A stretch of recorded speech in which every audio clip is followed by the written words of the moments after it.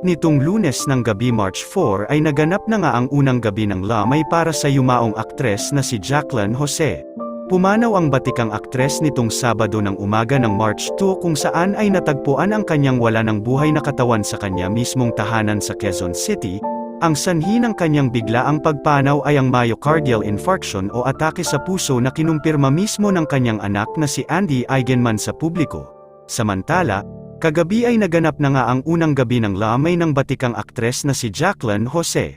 Kabilang sa mga nakiramay ang iilang kasamahan at nakatrabaho ni Jacqueline Jose sa industriya ng showbiz, spotted sa unang gabi ng sina Alden Richards, Tirso Cruz, Ivana Alawi, Claudine Barreto na naging emosyonal pa, Christopher De Leon, Sylvia Sanchez, Lorna Tolentino at marami pang iba. Naroon din ang dating nobyo at ama ng unang anak ni Andy Eigenman na si Jake Ejercito kasama ang kanilang anak na si Ellie. Sa unang gabi ng lamay ay makikita natin sa iilang larawan na naibahagi sina Jake Ejercito, Andy Eigenman at Ellie na tila na kumpleto silang pamilya sa lamay ng yumaong aktres na si Jacqueline Jose. Hindi din kasi maitatanggi na naging malapit sa puso ni Jake Ejercito ang lola ng kanyang anak na si Jacqueline Jose. Samantala, ngayong araw ay tila naging emosyonal naman si Andy Eigenman sa kanyang Instagram stories kung saan ay nagbahagi ito ng isang matalinghagang tula para sa kanyang yumaong ina na si Jacqueline Jose. Narito ang buong mensahe.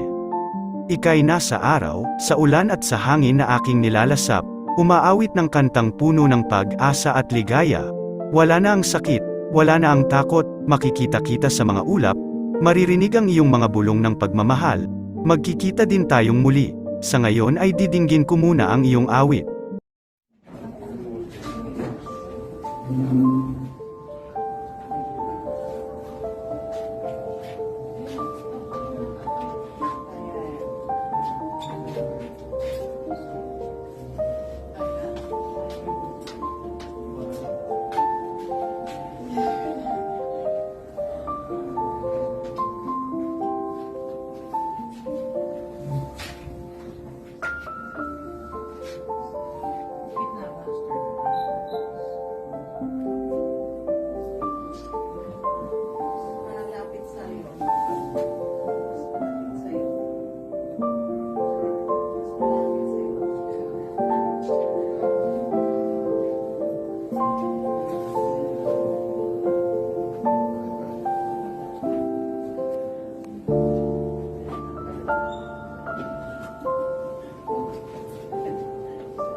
Middle ba? Hindi